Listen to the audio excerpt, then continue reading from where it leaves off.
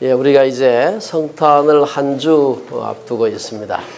여러분들이 지난주에 우리가 함께 성탄의 인물들, 그래서 마리아와 요셉에 대한 얘기를 했습니다.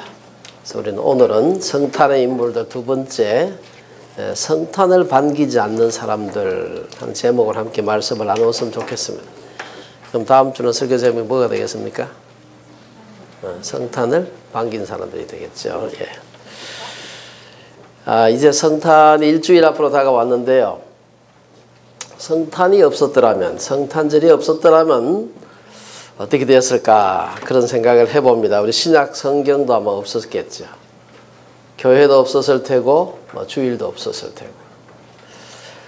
이 세상은 아무런 소망이 없는 어두움의 세계였을 것입니다. 무엇보다도 우리가 여전히 죄 가운데서 소망 없이 살다가 멸망할 수밖에 없는 그런 상황이었을 겁니다. 그래서 사도 요한은 예수님이 세상에 오신 목적을 우리가 잘 아는 요한복음 3장 16절 17절에서 하나님이 세상을 이처럼 사랑하사 독생자를 주셨으니 이는 그를 믿는 자마다 멸망하지 않고 영생을 얻게 하려 하심이라.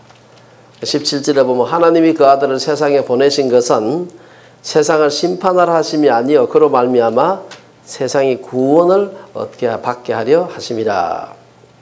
성탄이 없어서 우리가 죄 가운데서 살다가 멸망할 수밖에 없던 존재라는 것이죠.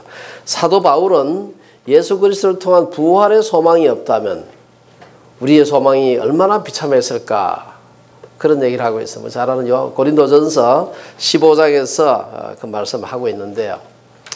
고린도전서 15장 16절 앞이 어떻게 시작되는가 하면 만일 죽은 자가 다시 살아나는 일이 없으면 이렇게 시작을 합니다. 이걸 갖다가 성탄이 없으면 이렇게 바꾸어도 큰 문제가 없어요. 성탄이 없어서 부활이 없는 거니까. 그래서 제가 성탄이 없었으면 그 다음에 읽어보겠습니다. 성탄이 없었으면 그리스도도 다시 살아나신 일이 없었을 터이요. 그리스도께서 다시 살아나신 일이 없으면 너희의 믿음도 헛되고 너희가 여전히 죄 가운데 있을 것이요. 또한 그리스도 안에서 잠자는 자도 망하였으리니 만일 그리스도 안에서 우리가 바라는 것이 다만 이 세상의 삶뿐이면 모든 사람 가운데 우리가 더욱 불쌍한 자이리라. 이 위 고린도이저 전서의 말씀 이것은 성탄이 없다면은 부활이 없다면 이제 그렇게 그 당시에 부활을 자꾸 부인하는 사람이 있었기 때문에 부활이라고 그랬습니다만은 우리가 성탄의 계절에 성탄이 없었다면 우리가 이런 존재가 되지 않았을까. 그래서 성탄의 축복은 우리 개인은 물론 인류의 궁극적인 축복과 연결되어 있는 것을 볼 수가 있습니다. 그럼에도 불구하고 지금부터 2000년 전에 예수께서 태어나실 때에 이 큰 기쁨의 소식을 안고 오신 예수님의 탄생을 그렇게 기뻐하지 않은 사람들이 있었습니다. 있을 정도가 아니고 아주 많았습니다. 그래서 사도 요한은 요한복음 1장 11절에서 자기 땅에 오매, 누가 왔습니까? 예수님께서 자기 땅에 오매 자기 백성이 영접하지 아니했다. 주인이 왔는데 백성들이 반기질 않았다는 거죠. 그래서 오늘은 우리가 도대체 누가 예수님의 탄생을, 왜 예수님의 탄생을 사람들이 반기지 않았을까 하는 것을 우리 성탄에 관계된 복음서의 말씀을 가지고서 한번 살펴보려고 합니다. 여러분 아시는 대로 성탄에 대한 기록은 사복음서 중에서 마태복음하고 누가복음에 나와 있습니다. 그래서 마가복음하고 요한복음은 없어요. 그래서 우리가 마태복음과 누가복음, 특별히 마태복음 1장과 2장, 다음에 누가복음 2장에 나타난 말씀 가지고서 도대체 어떤 사람들이 예수님이 오시는 이 성탄의 이 기쁨에 오히려 별로 반기지 않고 그랬을까. 첫 번째 우리가 생각해 볼 수 있는 것은 자기 사업에 분주했던 사람들입니다. 예수님이 오시던 당시 메시아가 탄생하는 일이나 하나님의 통치, 하나님의 나라 등에 관심을 기울일 수 없을 만큼 자기 일에 너무 바빴던 사람들. 대표적인 예를 든다면 저는 한 두 사람을 제가 오늘 말씀 보면서 생각해 보았는데요. 우리가 마태복음 좀 길어가지고 안 읽었습니다만 마태복음 2장 1절에서 16절 오늘 본문에 읽었던 누가복음 2장 1절에서 7절 이 말씀 중에서 살펴봤을 때 아마 이 첫 번째 사람은 아마 여관집 주인이 아니었을까 그런 생각을 해보았습니다. 지금처럼 인터넷이나 전화로 먼데 갈 때 우리가 여관을 혹은 호텔을 예약하거나 숙소를 예약하는 시대는 굉장히 최근의 일입니다. 여러분 이거 요즘 뭐 에어비앤비니 뭐 무슨 호텔이니 뭐 이런 것들이요. 사실 전화로 예약하게 된 것도 그렇게 오래되지 않습니다. 전화도 우리의 삶에 전화가 일상화된 것이 그렇게 오래되지 않습니다. 전화가 발명된 지는 꽤 오래됐습니다만은 제가 대학생 때만 해도 전화 있는 집이 그렇게 많지 않았습니다.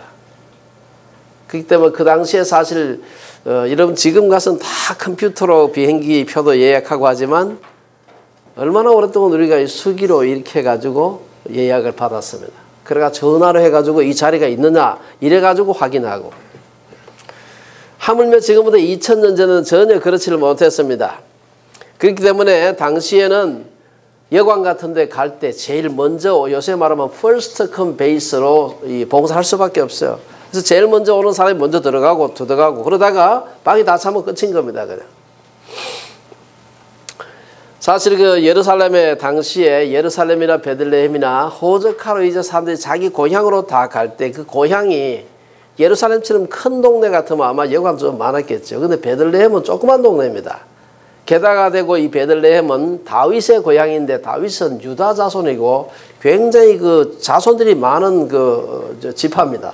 그렇기 때문에 그 사람들이 호적하러 자기 고향으로 가게 되면 당연히 방이 없는 겁니다. 거기 방을 확실히 잡으려면 아주 오래전에 가야 되겠죠. 아마 마리아가 배가 지금 불러서 거의 만삭이 돼서 곧 해산을 지금 해야 되는데 미리 일찌감치 가서 방을 잡으면 되는데 그러면 무슨 문제가 생깁니까? 돈이 많이 들죠. 그렇죠? 예, 돈이 아주 많이 들어요. 그래서 생각해 보면은 이 지난번에 좀 얘기를 했습니다만 요셉이 별로 부유한 사람이 아니야. 좀 가난한, 아주 가난했는지 모르지만 좀 가난한 축에 속한 사람으로서 해산할 날보다도 뭐 한 달, 두 달 전에 가가지고 그때부터 방에 앉아가지고 그렇게 있을 수가 있는 형편이 안 되었습니다. 그렇기 때문에 아마 오늘 이 누가복음 2장 6절 말씀을 보게 되면 거기 있을 때에 해산날 날이 차서 베들레헴에 가긴 갔는데 거의 해산날 날이 다 돼가서 갔다는 거지. 뭐 만삭이 된 몸으로 이제 갔다는 것이죠. 이미 해산날 날이 찼다. 해산날 날이 찼다는 건 무슨 얘기입니까? 누가 보더라도 저 사람은 임산부고 곧 아기를 낳겠구나. 다 예측할 수 있는 상태로 배가 아주 많이 불렀다는 것입니다. 곧 아기를 낳을 상태의 산모가 가서 보니까 이거 언제 나올지 모르겠다 싶은데 가서 보니까 방이 없다. 여관 주인한테 가서 우리 방 좀 있습니까? 하니까 방 없습니다. 그 상황을 우리가 정확하게 잘 모르겠지만 아마 그 여관 주인이 저 여자가 고데기를 낳겠구나 한 생각이 했으면은 방이 어떻게든 방을 만들고 안 그러면 자기 진짜 자기 집에라도 저랬다가 잠자면 길거리에서 애기 낳겠구나 싶어서 했을지도 몰라요. 그러나 여관집 주인은 근데 크게 관심이 없었던 것 같아요. 자기 장사하고 자기 비즈니스한테 바빴지 남부 여자가 와서 애기를 뭐 길바닥에서 낳든지 어디서 낳든지 그건 크게 관심이 없었던 것입니다. 여관집 주인은 긴급한 여인의 상태보다는 아마 자기 사업에 열중하지 않았나. 산모가 구유해서 아기를 낳건 길거리에서 낳건 그것은 당사자들의 문제다 이렇게 본 것입니다. 자기는 자기의 평소에 사업하던 것처럼 먼저 온 사람에게 방 내주고 방 찼으면 그걸로 끝이다 이렇게 생각한 것입니다. 아마 물론 여관 주인은 마리아가 잉태한 아기가 인류를 구원할 메시아였을 것이다 짐작을 못했겠죠. 당연히. 하지만 예수님은 일상생활 가운데서 작게 보이는 사람을 영접하는 것이 예수님을 영접하는 것이다. 이 예수님께서 후에 말씀하실 때 그렇게 말씀하는 걸 볼 수가 있습니다. 그래서 저 우리 마리아의 배에 있는 아이가 인류를 구원할 구세주구나 이렇게 알았으면은 혹시 태도가 바뀌었을지도 모르죠. 그러나 예수님이 오실 때는 그런 모습으로 오지 않는다는 것입니다. 우리가 마가복음 9장 37절에 보면 누구든지 내 이름으로 이런 어린아이 하나를 영접하면 곧 나를 영접하며 누구든지 나를 영접하면 나를 영접함이 아니요 나를 보내신 이를 영접함이니라. 히브리서 13장 2절에 보면은 히브리서 기자도 손님 대접하기를 잊지 말라. 이로써 부지 중에 천사들을 대접한 일이 있었느니라. 아마 천사인지 모르고 대접했겠죠. 그런데 하다 보니까 늘 친절하게 나그네들을 대접하다 보니까 어느 날 천사를 대접하게 돼서 큰 복을 받게 되는 그런 걸 볼 수가 있습니다. 마리아가 잉태한 아이가 이 인류의 메시아라는 것을 사람들이 몰랐던 거지.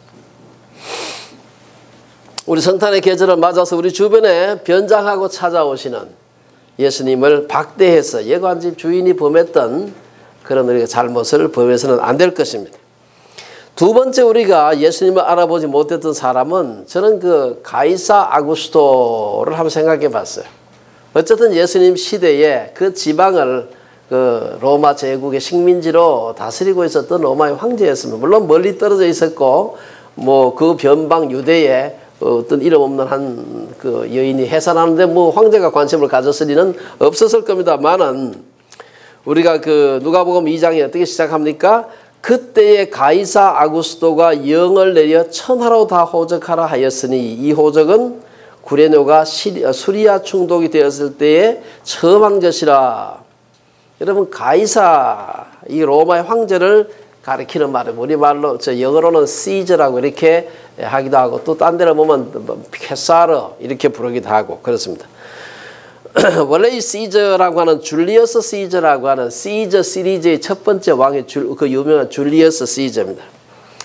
줄리어스 시저가 워낙 권세가 컸기 때문에 역대 로마 황제들의 성을 아예 시저로 다 그냥 가이사로 다 고쳤습니다. 여러분이 그 애굽의 모든 왕들을 바로라고 부르죠.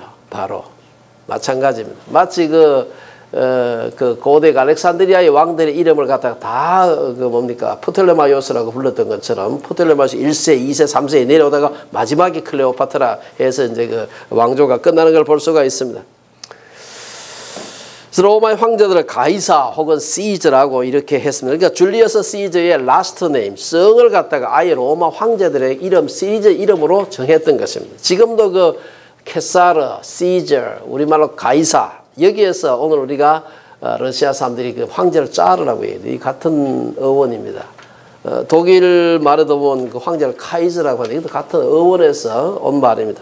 어쨌든 로마에 그 12명의 가이사가 있었는데 첫 번째 가이사가 줄리어스 시저고 그 다음 두 번째 가이사가 바로 오늘 가이사 아구스토입니다.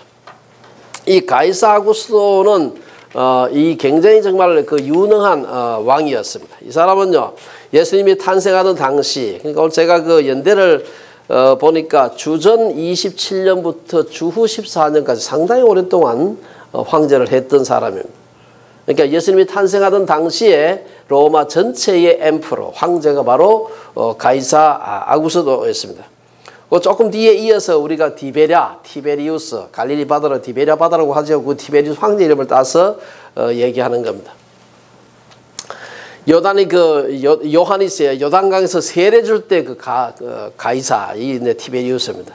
나중에 그 사도행전 11장에 보면 선지자 아가보가 안디옥에서 성령의 감동을 받아 천하의 흉년이 든다고 예언할 때 가이사는 가이사 클라우디오 혹은 글라우디오 뭐 이렇게 부릅니다. 그리고 바울이 로마 감옥에 갇혀 있을 때 가이사는 가이사 네로입니다. 네로. 아주 유명한 폭군이죠. 예. 어쨌든 이 복음서에서 세금과 관련해서 예수님이 가이사의 것은 가이사에게 돌리고 하나님의 것은 하나님께 돌려라 이렇게 말했을 때 가이사, 이 사람이 티베리우스 가이사입니다.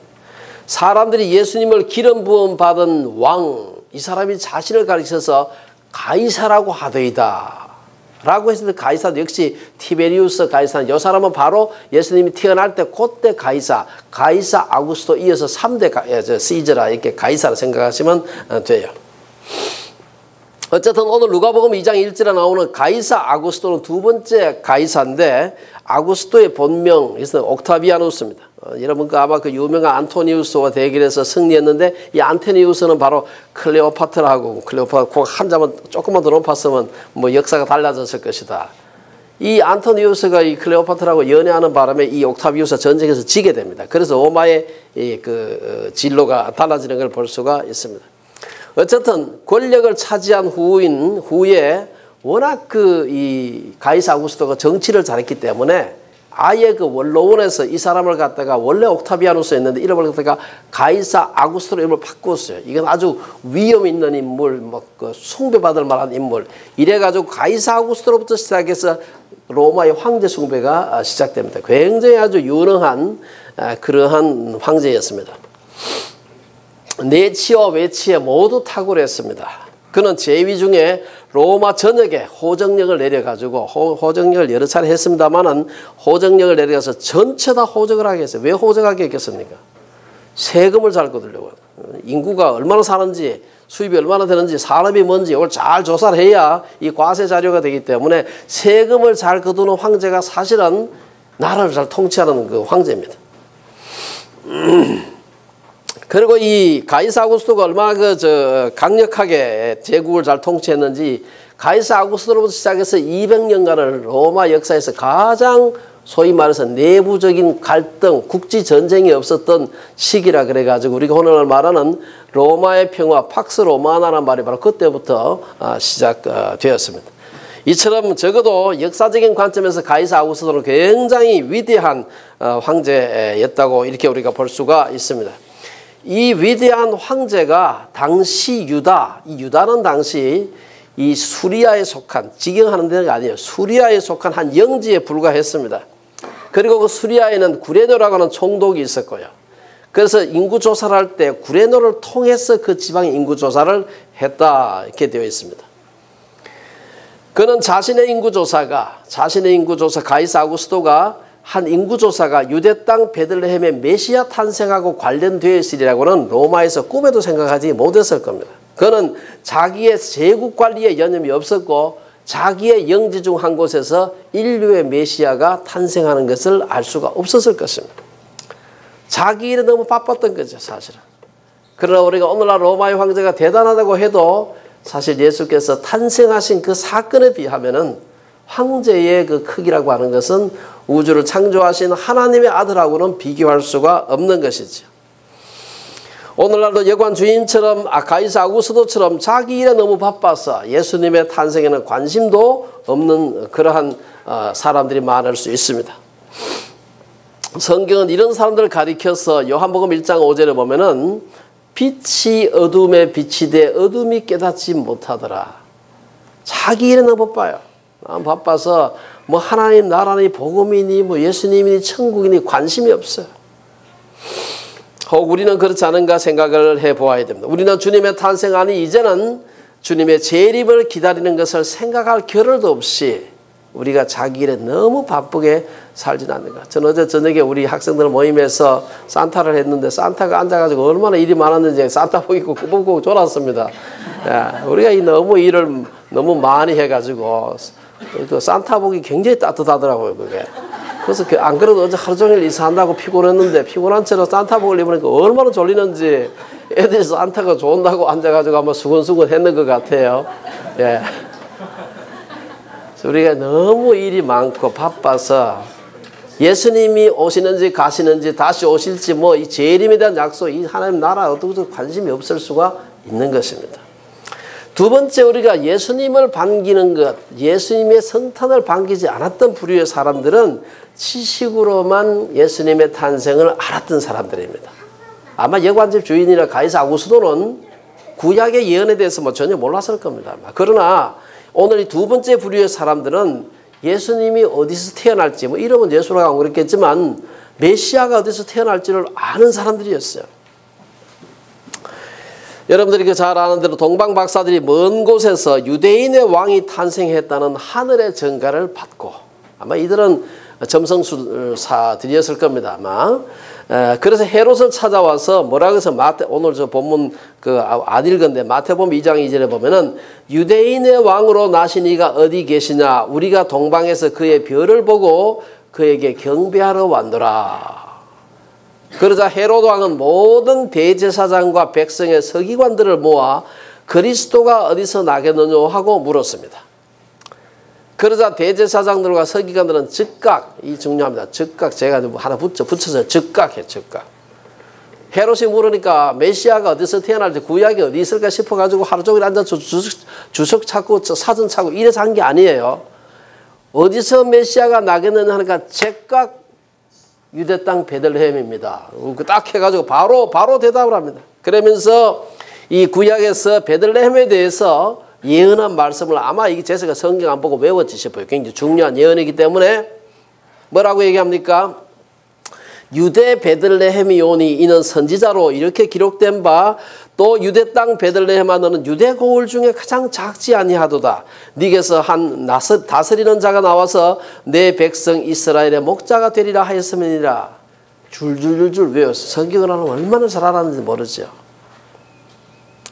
이렇게 성경을 잘 아는 대제사장 혹은 서기관들이었습니다. 많은 이들은 예수님에 대해서 예수님이 오는 게 그렇게 반갑지가 않았어요. 졸졸 그 내용은 너무 잘 알았지만 예수님이 오신다는 자체가 exciting한 면이 전혀 없었습니다. 대제사장은 누굽니까? 대제사장은 여호와 하나님과 이스라엘 백성 사이의 중보자로서 종교의 최고 지도자들이었습니다. 종신직이었죠. 여러분 잘 아는 대로 그 출애굽할 때부터 생긴 그 제도입니다. 이때부터 레위 지파 중에서 아론의 그 자손들 중에서 제사장들 그 중에 이제 대제사장을 뽑았던 것을 볼 수가 있습니다. 이것은 예수님의 대제사장적인 그 역할을 가장 구약에서 잘 보여주는 예표하는 그런 직분입니다. 그런데 이러한 대제사장이 전혀 예수님이 오시는 게 별로 반갑지 않았어요. 왜냐? 그 당시에 재정일치 그 종교하고 정치가 분리되지 않았습니다. 당시에 제일 높은 고위직이었죠. 잘 먹고 잘 살고 떵떵거리고 그 당시에 뭐 얼마나 부패했는지 뭐 제사장직도 사고 팔고 막 매관 매직하고 이랬습니다. 이렇게 지금 자기의 부여를 누리고 있는데 예수님이 와서 하는 말은 밥그릇 깨면 안 되거든요. 다음에 우리가 본문에서 언급하고 있는 서기관들에 대해서 살펴보겠습니다. 서기관들이 누굽니까? 대제사장과 서기관들에게 물었다 그랬어요. 어디서 메시아가 태어나겠느냐 하니까 그 유대 베들레헴이다. 딱 알은 겁니다. 서기관들은 율법을 연구하는 율법학자들이고 쉽게 말하면 구약 전문가들입니다. 구약 전문가들. 이들 아마 아마 BC 한 2세기경에 아마 이 사람들 출연한 사람들이 아닌가 싶은데요. 어쨌든 이 대제사장과 서기관들은 유대 사회에서 종교 지도자들이었습니다. 이들이 하는 일은 결국 메시아의 탄생과 사역을 증거하는 일이었습니다만은 이들은 자기들의 기득권을 유지하는 데만 급급했고 율법의 마침이 되는 예수님을 알아보지 못하고 도리어 나중에는 예수님을 매도해서 십자가에 처형하는 일에 앞장서는 걸 볼 수가 있습니다. 성경을 많이 안다고 되는 게 아니다. 아마 오늘날로 따지면 대제사장과 서기관은 우리 교회 지도자들이 목사들이나 아마 신학교 교수들일지도 모르죠. 아마 누구보다도 성경 지식을 많이 알지만 그러나 그것이 결코 예수님을 아는 것을 보장하지 않는다. 그것이 결코 성탄을 정말로 기쁨을 맞이하는 그런 선행 조건이 될 수 없으면 성경을 모르는 사람은 전혀 예수님 맞이할 수가 없는 거죠. 교회 지도자가 되고 성경 지식이 많다는 것이 정말 예수님의 오시는 성탄을 기뻐하는 그런 전제 조건이 될 수가 없다는 것입니다. 특히 제도교회가 개인의 야망이나 욕망의 통로가 되면 아무리 거룩한 용어들을 많이 사용하고 많은 교회 행사에 참여하더라도 우리는 예수님을 모를 수 있다는 것입니다. 저도 20여 년 가까이 이 신학교에서 가르치면서 과도한 신학, 너무 지나치게 분석하는 게 아닌가 하는 그런 염려를 할 때가 있습니다. 창조론을 공부하면서 창조와 관련된 성경을 여러 가지로 많이 공부를 하면서 어떻게 저렇게 희한하게 해석하는 성경도 있구나, 저런 해석도 있구나, 그런 게 참 많습니다. 왜? 희한한 성경 해석이 아니면은 남들의 주의를 못 끌어요. 새로운 것이라 전의를 발표하지 새롭지도 않은 거 이등은 아무도 기억하지 않는 것입니다. 그러다 보니까 맞고 틀리고보다도 얼마나 새로우냐한테 관심이 많아. 그 희한한 성경을 해석하는 것입니다. 이런 데만 정신이 팔려 있다 보면 예수님에 대해서 관심이 별로 없을 수가 있는 것입니다. 예수님이 옆에 와 계셔도 우리가 그분을 알아볼 수 없을 수 있는 것입니다. 세 번째 우리 오늘 본문에서 보여주는 성탄을 반기지 않았던 아주 중요한 사람은 바로 헤롯 왕입니다. 이 대표적인 사람이라고 볼 수가 있습니다. 다행히 동방 박사들이 떠난 후에 그 헤롯이 헤롯에게 돌아가서 뭐 아기 예수가 여기 메시아가 여기 있다 안 알려줬기 때문에 참 그 당시 예수님은 죽임을 당하지 않았습니다만은 어쨌든 간에 이 성탄을 가장 반기지 않았던 사람은 바로 헤롯이었다고 우리가 생각해 볼 수가 있습니다. 헤롯은 크게 제가 봤을 때 인간성이 두 가지로 아주 크게 아주 그 나쁜 점이 하나는 보면 너무너무 교활하고 잔인한 사람이었습니다. 그의 잔인하고 교활함이 어디서 드러납니까? 동방박사들이 찾아와서 유대인의 왕으로 나신 이가 어디 있습니까? 물으니까 우리는 동방에서 그의 별을 보고 그에게 경배하러 왔다 하니까 깜짝 놀랐습니다. 아, 자기가 지금 왕인데 유대인의 왕에게 경배를 하러 와. 그러면 이건 반란이다. 여기서 반란. 그러면 그 아이가 금방 태어났다니까 아직은 자라가지고 자기 힘이 생기고 자기 세력을 규합하기 전에 아주 싹을 잘라야 되겠다 생각을 할 수밖에 없었던 것이죠. 그래서 그는 즉각 그 유대인의 왕이 성장해서 세력을 규합하기 전에 이 악의 싹을 잘라야 되겠다 생각을 했는데 차마 그것을 내색할 수가 없었어요. 왜 내색을 못하겠습니까? 자기는 기껏해야 로마 황제가 임명한 꼭두각시 분봉왕입니다. 그는 정통 유대인도 아니고 여러분 그 헤롯 왕, 지금 헤롯 대왕을 지금 얘기 헤롯 제일 첫 번째 대빵 헤롯을 말해요. 이 헤롯 대왕은 사실은 에돔 그 이둠의 족속입니다. 정통 유대인이 아니고 이 여러분 그 아브라함의 아들 이삭과 그 이스마엘 할 때 이스마엘 쪽에서 내려온 사람이에요. 그렇기 때문에 정통 유대인이 봤을 때는 저 서자예요. 근데 감히 저게 우리 정통 유대인 이삭의 자손들을 갖다가 다스리는 왕으로 있으니까 얼마나 믿겠습니까, 지금? 그래서 자기 안 그래도 자기 족보에 대한 콤플렉스가 잔뜩 있었던 사람이었습니다. 그래서 한평생 유대인들의 환심을 어떻게 살 수 있을까 하고 애를 썼던 사람이에요. 어쨌든 유대인의 왕이라고 한다면은 유대인들을 로마로부터 해방시키고 유대인 전체의 왕이 되는 사람인데 자기는 분봉왕이에요. 그것도 이방인인 로마 황제가 세워준. 생각해 보세요. 유대인들이 바라고 있는 왕은 자신과 같이 로마에 빌붙어서 로마의 눈치나 보면서 그리고 팔레스타인 일부만 다스리면서 살아가는 분봉왕이 아니라 동방박사들이 말한 것과 같이 유대인의 왕이라 해야 돼요. 그래서 헤롯은 대제사장과 서기관들에게 메시아가 어디서 탄생하겠느냐 알고 난 뒤에 그걸 나한테 얘기해 주라. 그 뒤에 뭐라 그럽니까? 그거 알려주면 나도 가서 당신들처럼 경배하러 가겠다. 어디 알려주기만 하면 당장 군대 보내서 목을 치겠다. 이렇게 했다가는 이 문제가 복잡하게 됩니다. 그러니까 나도 가서 경배할 테니까 나한테 그 정확한 장소 가르쳐 주라. 대제사장과 서기관들이 바로 다윗의 고향이 베들레헴이라고 말하자 그는 교활하게 박사들을 베들레헴으로 보내며 이르되 가서 아기에 대하여 자세히 알아보고 찾거든 내게 고하여 나도 가서 그에게 경배하게 하라. 얼마나 교활한지 모릅니다. 지금 속으로는 막 죽이려고 좀 살이력을 막 품고 있으면서 지금 이렇게 말을 하는 걸 볼 수가 있습니다. 우리가 둘째 헤롯의 잔악성임, 처음에는 교활하고 거짓됨이고 아주 그 잔혹한 그런 사람. 그는 동방박사들에게 유대인의 왕을 찾거든 내게 고해서 나도 경배하라. 그렇게 했지만 박사들이 꿈에 이 하나님의 지시를 받았어요. 헤롯에게 돌아가지 말라 지시함을 받고 다른 길로 빙 돌아가서 고국으로 돌아가고 말았습니다. 요새 같으면 금방 알아가지고 따라가 추격했을 텐데 그때는 한참 멀리 가서 도저히 추격할 수 없는 멀리 갔을 때 이 박사들한테 속은 것을 알게 되었습니다. 어쨌든 헤롯이 박사들에게 속은 줄 알고 심히 노하여 사람을 보내어 베들레헴과 그 모든 지경 안에 있는 사내 아이를 박사들에게 알아본 때 그때로부터 기준해서 2살부터 그 아래로 다 죽였다. 이게 애들이 무슨 잘못이 있습니까? 혹시나 그 애들 중에 내 후에 사실 그 아이가 왕이 될 때는 자기는 죽은 지 오래됐을 때입니다. 이미. 그런데 내 이 왕좌를 위협하게 할 만한 아이가 혹시라도 있을지 모른다 싶어서 있는 아이들을 다 죽인 것입니다. 얼마나 죽였겠나는 건 정확하게 잘 모르겠습니다만은 베들레헴이 뭐 그렇게 큰 도시가 아니고 또 게다가 2살 밑에 아이가 몇 명이나 되는지 모르겠지만 아마 한 몇십 명 안 됐겠나 하는 생각이 들어요.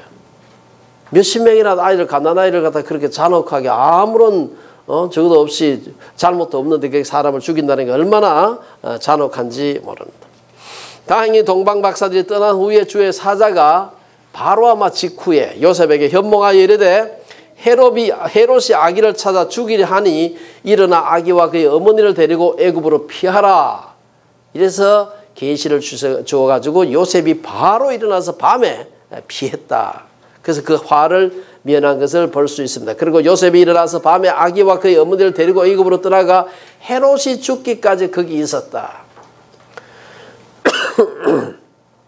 자신의 권력에 조그마한 위협이라도 될 듯하면 어른이건 어린아이건 가리지 않고 잔혹하게 죽이는 그런 헤롯이었습니다. 헤롯은 주전 37년에 로마 황제의 도움을 받아서 유다의 왕이 되었습니다. 그리고 그는 굉장히 머리가 비상한 책략가였고 아주 잔인한 독재자였습니다. 그는 통치 초기에 자기의 권력 기반을 굳히기 위해서 자기 가족을 다 죽여요. 아이들도 죽이고 장모도 죽이고 막 죽이는 것입니다. 통치 말기에는 자기 아들들을 모조리 다 죽이게 됩니다. 하지만 그렇게 악독했던 헤롯도 결국 주전 4년 정도에 여리고에서 죽임을 당하게 됩니다. 잔인한 헤롯의 인생을 살펴보면 그는 한평생 헤롯이 얼마나 두려움 가운데 살았을까 하는 생각을 제가 해봤습니다. 메시아가 오는 것을 싫어하는 정도가 아니고 무서워했어요. 자기의 권력을 가지고 아이들을 막 죽였지만 사실은 이 두려움에서 나온 행동이 아니었나 생각을 해봅니다. 누가 자기의 권력, 자기의 왕위를 찬탈하지 않을까? 극도의 두려움 속에서 그가 그 잔인한 행동이 나왔지 않았을까? 자기 가족들조차 믿지 못하고 잔인하게 살해한 것은 그가 얼마나 두려움 가운데 살았는지를 단적으로 보여줍니다.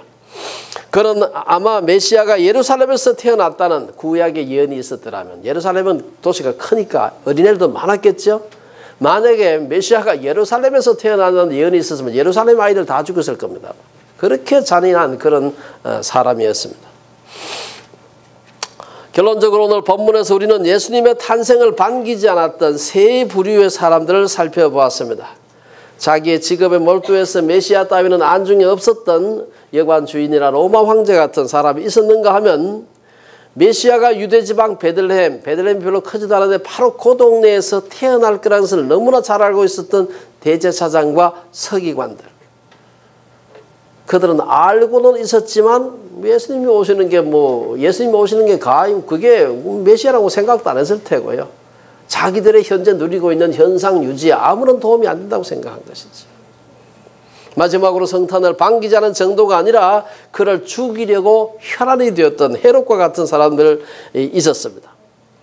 다만 성탄을 반기지 않는 사람들은 예수님 당시에만 있었을까? 오늘 우리는 본문에서 크게 한 두 가지 교훈 정도를 생각해 볼 수가 있습니다. 첫째, 오늘 우리도 성탄을 반기지 않을 수가 있다는 사실. 성탄을 반기지 않았던 사람들은 2000년 전의 세상에만 있었던 것이 아닙니다.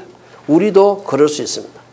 우리도 저들과 같은 태도로 살아간다면 얼마든지 성탄을 반기지 않는 사람들이 될 수가 있는 것입니다. 헤롯과 같이 적극적으로 메시아를 죽이려고 하고 하지는 않았겠지만 자기 마음대로 자기 욕심대로 자행자재하면서 살던 사람들은 성탄을 원하지 않는 것입니다. 괜히 그분이 와서 이게 죄다 아니다 이게 얘기를 하니까 그건 굉장히 기분이 나쁜 것이죠. 그것도 저는 이번에 보고 우리 캐나다는 곳곳에 메리 크리스마스 이렇게 막 곳곳에서 써보잖아요. 미국은 그 말도 못해요. 공공장소에서 해피 할리데이. 다 마음에 안 들긴 하지만 이번에 트럼프가 나서서 아니 크리스마스를 크리스마스로 부르지 왜 해피 할리데이라고 부르냐. 그건 하나가 마음에 드는 게 있더라고요. 둘째, 성탄을 반기지 않는 사람은요, 성탄만 반기지 않는 것이 아니라 재림도 반기지 않는 것입니다. 예수님의 재림으로 현재 자신의 누리는 것들이 사라지는 것을 두려워하는 또 다른 여관 주인, 또 다른 우리 목사나 신학 교수들, 또 다른 헤롯. 입으로는 마라나타 주여 어서 오시옵소서라고 번지르르하게 말은 해도 속으로는 난 지금은 말고 다 즐기고 난 뒤에 힘 다 빠졌을 때 어차피 죽을 거. 그러니까 우리 다음 주일은 성탄절입니다. 정확하게 예수께서 탄생하신 날은 아무도 우리가 알지 못합니다. 어떤 사람은 현재 성탄절 12월 25일이 로마의 신인 미트라의 탄생일이었다. 그래서 이방 종교의 전통 속에 있다. 뭐 그래서 여러 가지 클레임을 하는 사람이 있어서 바꿔야 된다. 뭐 얘기를 합니다만은 어쨌든 저는 예수님의 탄생을 정확하게 우리가 알지 못하게 된 것도 하나님의 역사 속에 들어있지 않나 생각을 해봅니다. 하나님께서 일부러 숨기신 것이 아닌가. 모세의 시체를 그 대단한 기적을 행했던, 물론 하나님께서 모세를 통해서 역사했지만 모세의 시체가 만약 어디 묻힌지 알았다. 어디 능이 있는 걸 알았다. 그 앞에 가서 모세한테 제사 안 드리겠습니까? 예수님을 십자가에 못 박았던 형틀이 그대로 남아있다.